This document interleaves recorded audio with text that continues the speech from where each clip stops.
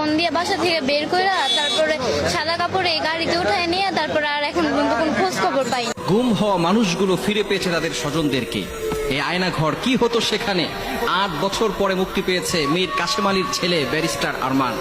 8 বছর পরে মুক্তি পেয়েছে, তার পরিবারের লোকজন জানতোই না সে বেঁচে আছে নাকি মারা গেছে।